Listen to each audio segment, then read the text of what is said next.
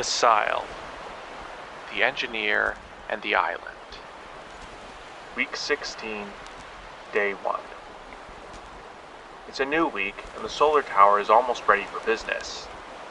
After my morning chores, I started disassembling the scaffolding and filling in the retaining walls for levels 4 and 5, cutting up and reusing the bamboo from the scaffolding to make the floors so I didn't have to bother carrying it all the way back down the tower again.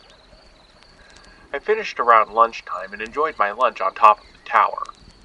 The retaining walls still needed some time to set, so in the meantime, I decided to busy myself preparing a distribution system for the water, which will need to go to the garden first and foremost, which is starting to look a little dry, the kitchen, the bathhouse, and the workshop. Since everything trickles downhill, I could just make a hose going to the garden and let all the other systems feed off that, but I wanted more control. So I spent the afternoon making pipes and hoses with the latex I've been accumulating over the past few weeks. Finally, I built a few valves to help me direct the water flow where I wanted it. By the time I got done, it was starting to get dark, so I began getting ready for bed.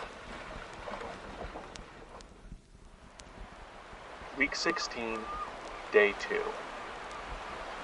Today was finally the day to inaugurate the solar tower. After my morning chores, I connected the pressure cooker in the kiln to the pump system and squeezed the pumps a few times to get the seawater into it to start the ball rolling.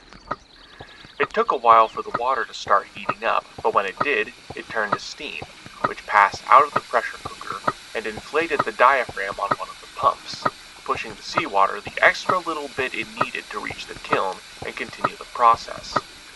In the meantime, the steam in the pump cooled, condensed, preheating the salt water, and got dumped into the cisterns, starting at the top and trickling down to the bottom, driving additional pumps as it went down. I had to spend some time babying it before all the pumps were primed and I could start filling the cisterns and checking for leaks. One thing I forgot to take into account was that the water would still be hot after condensing from steam, which made checking for leaks amid the residual steam a bit difficult. But I made a note to build a bypass to send the hot water straight to the shower in the bathhouse. Once I was more or less confident that it was working, I left the cisterns to fill, which will probably take days. I started digging some trenches for the distribution pipes, though my digging stick broke partway through, and I decided to stop and build something more closely resembling a proper pickaxe for this job, because it would be easier on my arms, hands, and back. I then stopped for lunch before hooking up the pipes, valves, and hoses. Like I said, I made a bypass from the top cistern straight into the bathhouse and connected an extra hose and valve to the shower head, so I could control how much hot and cold water came out of the nozzle. Normally in this climate, I would prefer a cold shower, but sometimes a hot one just feels good. This will also be helpful for washing the dishes, and handily enough, I have the wash basin right next to the shower. The garden, on the other hand, wouldn't have been able to handle hot water, as it would have killed the plants. Plus, it was a bit uphill from the base of the tower, and therefore would need cold water at higher pressure. The same was true for the workshop, so I connected them both to the same pipeline, running the garden pipe to about the center of the garden, and attaching a long rubber hose there so I could easily reach everything that needed to be watered. Though the nature of the taro bed's design meant that this would rarely be necessary, as everything trickles on its own. It occurred to me while I was there that the beds would probably lose less water if I covered them, though that would also mean I'd have to remove the other aquatic flora and fauna I've allowed to grow there. I'll just hold off on that and see how much water the tower produces and how much gets lost to evaporation. The garden line branched to the kitchen and lab, where I could use a hose at the end of each to get water when I needed it, rather than fetching it with a pot. The other end of that pipeline led straight to the workshop, where I rigged one final hose to spray water directly into the cups of the water wheel at higher pressure, which should give the equipment that much more power. This hose also made it easier to get water into the washing machine. I checked all the pipes as I went for leaks and connectivity issues, and when I was satisfied, I covered the pipes over with dirt and packed them in at the end of the day. I can sleep easy now knowing that I basically have unlimited clean water and mechanical energy for future projects. Week 16, Day 3. After all the work I put into the solar tower, I think I'm going to spend the rest of this week working on light projects. And what's more, I think this is an accomplishment worth celebrating. In that vein, the bells I made for the clocks have gotten me thinking that I could do with some music, as I've gone for some time without it, aside from humming or singing to myself a lot as I go about my business. Still, I thought it would be nice to have some real instruments, so after my morning chores, and setting aside some of the ethanol for vinegar production because I was running out of room to store it, the first instrument I decided to try and make was a flute or ocarina. I know that when you blow into a tube of a certain length, it creates a tone characteristic to that length. I didn't know what length was associated with which note, but fortunately from my singing experience at home, I have pretty much perfect pitch, so I was able to find the right lengths by experiment. I got a piece of bamboo and blew into it to create a sound, easy enough. I was going to cut the bamboo segments shorter and shorter until they matched the notes I was humming to create a scale, like panpipes, but I didn't think I could do so with any precision using the tools I had. What's more, I never really liked the sound of panpipes for some reason. Then I got the idea of nesting a smaller piece of bamboo inside the flute and moving it back and forth to change the size of the resonance chamber. Voila! A slide whistle. All I have to do now is make marks on the slide for each note, and I can use that to calibrate my other instruments. Because the pitch of a note is always a function of the wavelength of a vibrating thing, I can also use the lengths on my slide whistle as a measuring tape for any other instruments I might want to make. What's more, each note in a scale is an exact multiple of the others, which is what makes them harmonic when you go up an octave. The reason the notes sound the same but higher is because the frequency has exactly doubled. For all the notes in between, I remember something about the square root of 2 being an important factor. The only reason I remembered this is because I watched a YouTube video about it, emphasizing how Pythagoras drowned a man for not using perfect fractions, but doing so ended up making the notes sound wrong. I know that on a piano, there are 12 notes between octaves, so I'm going to have to at least divide the intervening length into 12 sections to make a classic scale. But dividing it into twelfths didn't sound right, which is where the square root of 2 came into the picture. As I sat there scribbling on the sand to try and figure this out, I eventually understood that it was the 12th root of 2 that every note needed to be divided into, because 2 to the 0 over 12 would be 1, the first octave, and 2 to the 12th would be 2, the second octave. It didn't help me too much though, because I didn't know how to calculate these values without a calculator. I threw around in my head a few ideas for how to make a calculator for this task, but I eventually twisted my brain into knots trying to think of a way to cheat. So I decided to just play it by ear, literally because it's music and it doesn't need to be that precise. I kept my calculator ideas on the back burner, though. I remembered that the A note has a harmonic frequency of precisely 440 Hz, and the speed of sound is 331 meters per second in air, so the wavelength of an A note must be 0.75 meters, or 75 centimeters. I was able to use that as a place to start with the rest of my instruments, though applying this to my slide whistle would have made it more of a trombone. But like I said, I could double or triple the octave for smaller, higher-pitched instruments, halving or thirding the length, and pulling the same trick with all the notes in between. I still wasn't a big fan of the woody sound of the slide whistle, so I decided it was time to start getting messy and to make some instruments with clay. I decided to start with some kind of tubular bells, because they would be the easiest to make, just thin tubes of an exact length. I was able to use a trimmed down dowel of bamboo as a form, but I'll have to take extra care to remove them or burn them out during firing, otherwise the bells might crack. They may do so anyway, just for being so thin. I also made one with holes in it to make a better slide whistle or trombone, but once I'd finished all the easy ones, I decided it was time to move on to the hard one by making an ocarina. From what I knew of it, it basically started as a little clay pot with a resonance chamber that you blew across, kind of like those jugs you see hillbilly band members blowing on in the cartoons. I wasn't sure though how big to make it or what shapes made a particular note. So instead, I started with a clay pipe to get something approximate. It was also a bit inconvenient to have to keep blowing across the end of the pipe, so I used some clay to make a mouthpiece. It had that little slot in the top that you see on whistles, where most of the air goes out, but still blows across an aperture into the resonance chamber of the flute, therefore replicating the action of blowing across the top of a bottle. Once I knew about how big my ocarina needed to be, I started shaping it out of clay. I didn't entirely know what I was doing, so I made a bit of a dome and put a floor on it, knowing that the simplest ocarinas were made in that sort of shape, again, kind of like a little bottle. While it was wet, I used my mouthpiece to blow into it to try to confirm that I was making the correct sound, which was dampened but still audible.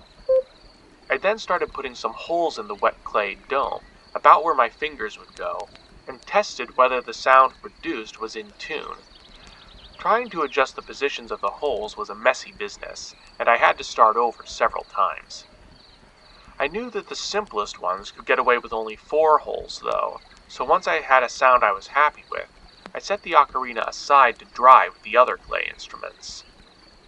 At this point, I stopped to have lunch, and it occurs to me now that I probably could have used a drained coconut as a test ocarina. Too late for that now though. Next, I tried making a few percussion instruments, which was much easier. I poured out some rubber to dry into sheets, and then got back into the mud to make more pots, though these ones were going to be drums. Once again, I've built large clay tubes of specific lengths to make sure they resonated at a low but still in tune frequency. While I was at it, I made a few more regular pots, because I was starting to run out of places to store stuff, as well as one more large pot with a weird shape that I intended to use as a sound box for a guitar. Once the clay was dry enough to be manipulated, I tried stretching one of the rubber sheets over the clay pot, and while it worked, the sound wasn't quite what I wanted.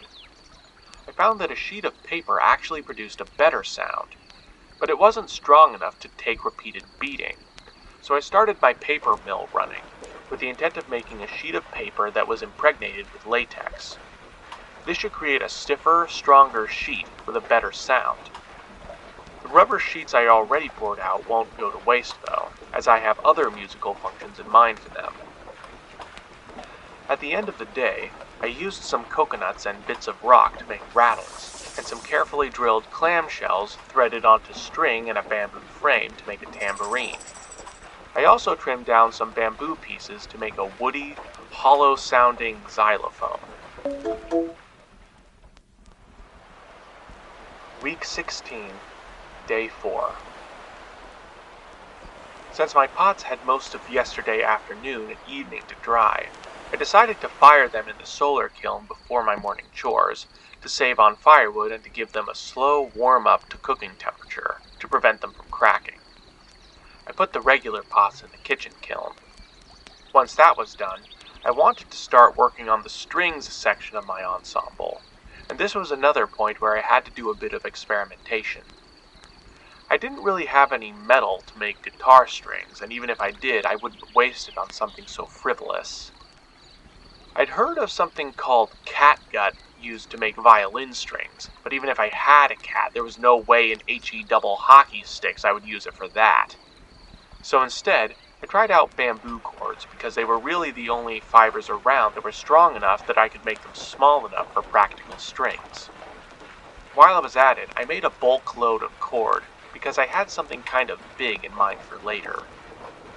Once I had my cord, I took a long piece of bamboo and tied several of my chosen strings of different lengths to it on the bottom end.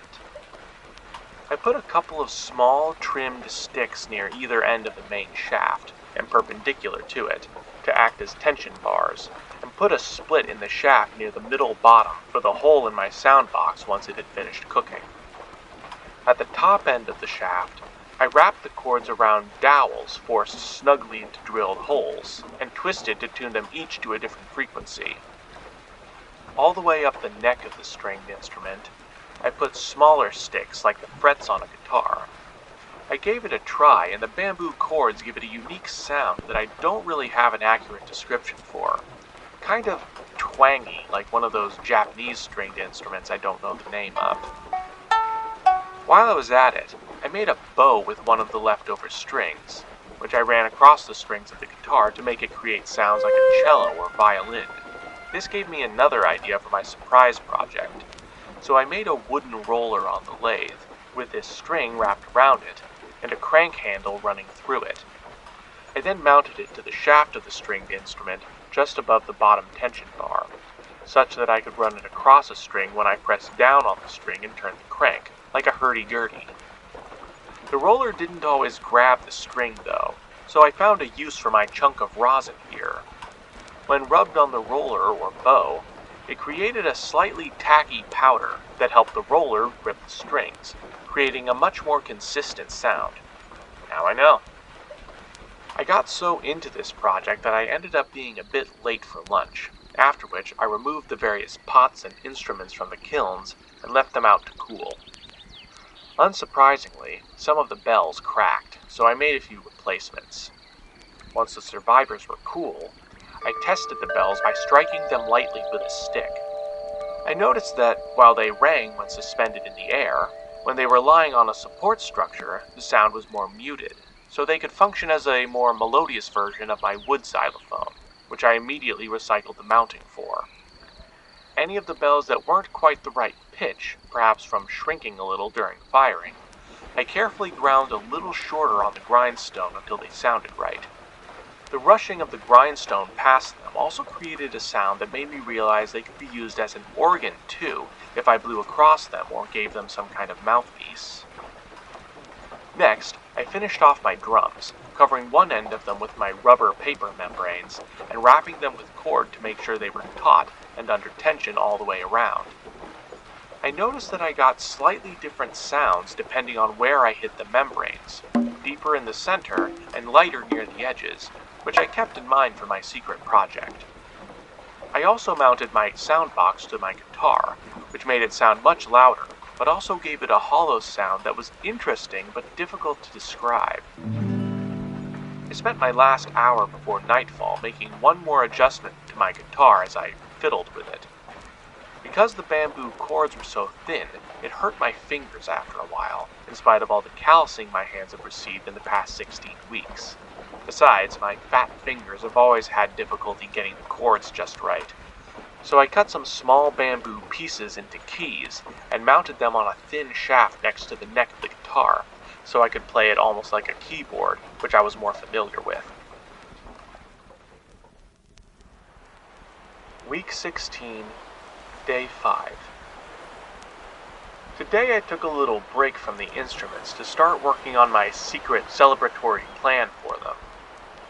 After my morning chores, I took my pickaxe and started digging into the side of the hill just above the taro gardens, making a flat, plain floor and using some woven branches as a lattice to stick clay onto, until I had a sort of half-dome partially buried into the hillside. Compared to my other building projects, this one was pretty simple. The dome has a radius of about 7 feet, and therefore a volume of about 360 cubic feet. So it took me almost exactly 6 hours to dig out, which was longer than I expected when I started.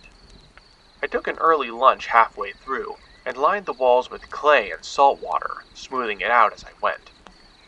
I had a couple of hours to kill at the end of the day, so I decided to make one more instrument, cutting some bamboo to make a large frame, and tying cords to it to make a big harp, or potentially even a piano, kind of the same thing underneath. I spent an hour or so tuning it, and then with my last hour before dark, I started trimming a whole bunch of small sticks and coating them with latex along with making a few more latex membranes. Before I went to bed, I prepared a bonfire in the dome and lit it, in the hope that it would glaze the interior of the dome. I could have made tiles, but I didn't really want to take the time to assemble them this week. Plus, the bonfire will make me more visible to rescue, though at this point, it almost seems like it would be a shame in the middle of all my hard work. Week 16, Day 6. After my morning chores, I gathered all of my instruments into the half-dome and finally began to work on my musical master plan. The dome was an amphitheater designed to focus the sound of the instruments out across the base, and the instruments will be connected to a machine that plays them automatically, like a giant music box. Instead of a cylinder or a disc, I'm going to use cords on a reel with knots or clay beads attached to them, kind of like a player piano, which is why I made so much cord the other day. My first step was to prepare the dowels and rubber hammers I made last night, and assemble them into a collection of hinges or pivots. The rubber hammerheads will operate the instruments by striking them, though some will also be plucking them. The dowels or rods they were connected to had a slot in them to catch the knots on the reel as they slid through, and a rubber band to pull them back into a neutral position once the knot had passed by. I'll have to make at least 100 of these little rubber hammers for each instrument to run every single note, so it's a good thing I got started yesterday. I started by constructing a mount for the hammers, made to fit each instrument. I have a guitar, a harp, a xylophone, a slide whistle, a set of drums, and a few other percussion instruments. If each one has 32 notes it can play, the same number of keys on a small piano keyboard, then I'm going to need about 200 hammers, strings, and mechanisms, though I could probably cut this down with a few alt modes for different instruments, like using a bar to step up the frets on a guitar. I managed to build about 100 of them last night, so I'll spend another hour doing the next 100 this afternoon. When I was finished with the hammers, I then built a mounting frame for all the instruments and the hammers, and spent at least 1 hour assembling all those tiny hammers into the machine, and another checking and tweaking to make sure they worked properly, after which I stopped for lunch. Next it was time to get on to the brain of the music machine. At the center of the instruments, where all of the hammers converged like some kind of monstrous tropical pipe organ, I constructed a vertical frame and 2 rollers, one at the top and bottom of the frame. I then affixed the cords to my reel and wrapped everything up properly, cutting the cords to equal lengths. Because the cords were packed so tightly together on the reel, there was no room for the hammer mechanisms to grab them, so I bent some bamboo into arches that spread the cords across a larger area, and cut a few pieces of narrow bamboo stalks in half, and put them next to each other to create a sort of washboard to keep each cord in its proper path and separate them from the others. I then shifted the reel mechanism so that all the cords lined up with the hammers and fixed the frames together so they would always stay aligned. Finally, I built a pair of wheels onto the top roller of the mechanism, connected by an axle and with a peg on each side. These would attach to one side of the music scroll, such that, as the wheel turns, it'll unroll the strings from one side of the scroll to the other, a lot like a cassette tape. I attached a manual crank to one side of this roller and a flyball governor to the other, made from sticks, stones ground to equal masses, and rubber bands, such that the crank can never be turned faster than a particular speed. I then wrapped a cord with a heavy weight attached to it around each wheel to power the device as the weight drops.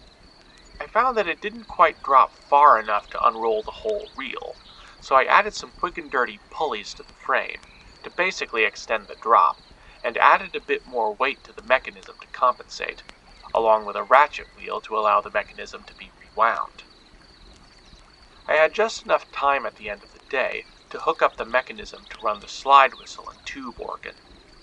I used what was left of the rubber membranes I made the other day to build another diaphragm pump, and built a press onto the roller mechanism to pump it as the scroll is unwound.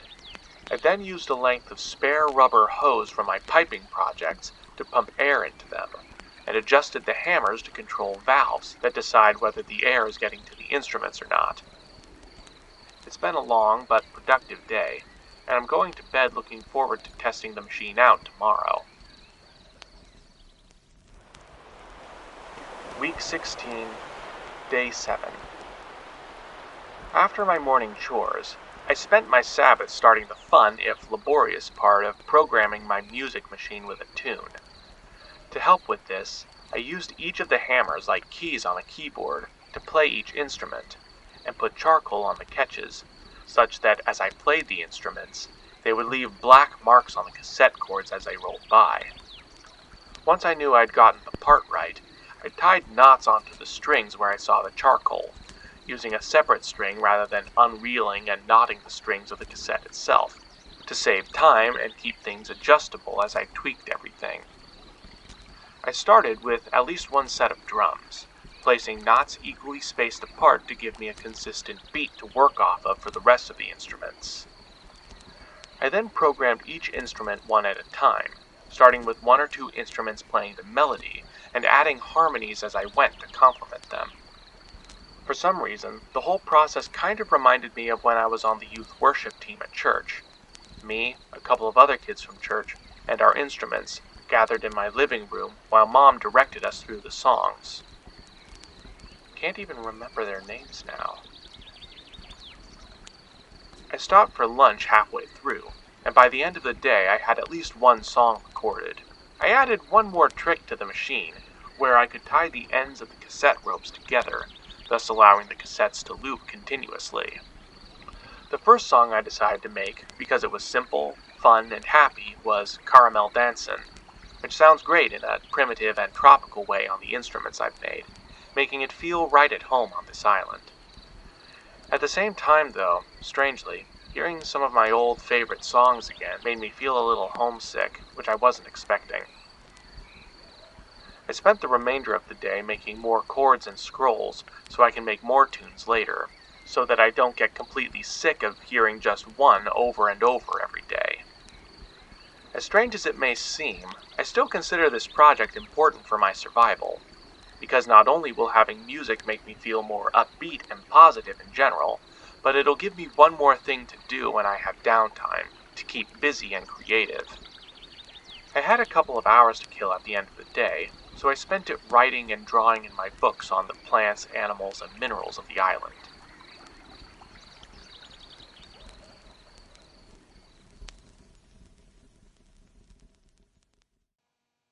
Blooper Reel. I finished around lunchtime and enjoyed my lunch on top of the tower. I finished around lunchtime and enjoyed my lunch on top of the tower. And enjoyed my lunch on top of the tower. Why is it? It doesn't sound right any way I say it. But I made a moat. But I made a moat. Bleh. But I made a. That's an N, not an M. I have pretty much perfect pitch, so I eventually understood that it was the 12th root of 2 that every note had to be divided into, because 2 squared of 0 over 12 would be 1, the first octave, and 2 squared, and 2 to the math. Remember the maths. Also, there's some things here that need to be edited. I was able to use a trimmed down dowel. I was able to use a trimmed down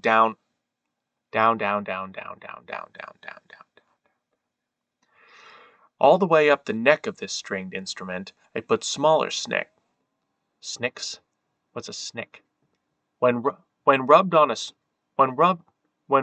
the roller or there's a box in this closet that says Mootsies Tootsies. Mootsies Tootsies. Mootsies Tootsies. I noticed that while they rang when suspended in the air, why are these so hard to say? To pump it as the scroll is unwound, so that I don't get completely sick of hearing just one over and over every day. You know what I mean, Merle? Yeah, this is a great cat, Earl. It takes a pet no problem.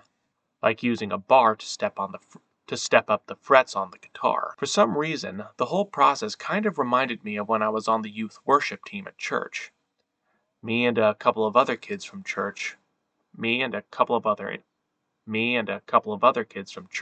and our instruments gathered in my gathered in my gathered. Why is it so hard today? That was a mess.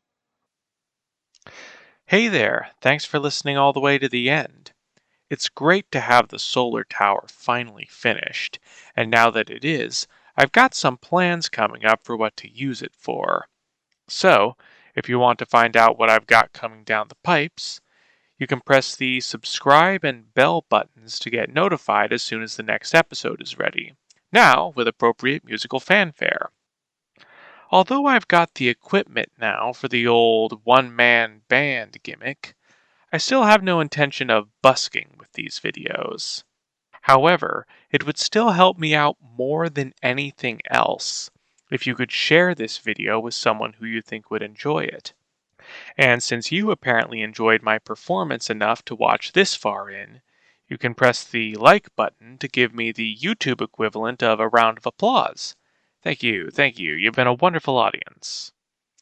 There's also a dislike button you can press if you want to boo this video, but if you decide to start throwing tomatoes at me, I built a catcher into the music machine that'll just fling them right back at you. Always one step ahead. Also, if you want to chat about your own stories or perspectives on the episode, maybe some of your own experiences making, playing, or performing with musical instruments, or if you want to share some of your favorite songs, let me know down in the comments. In fact, I'll add a playlist of some of my own favorite tunes to the video description. I genuinely love to hear them, and I'm always open to suggestions and corrections, like any other artist or musician wanting to get better at their craft. That said, thanks again for listening, and hope to see you here again next week.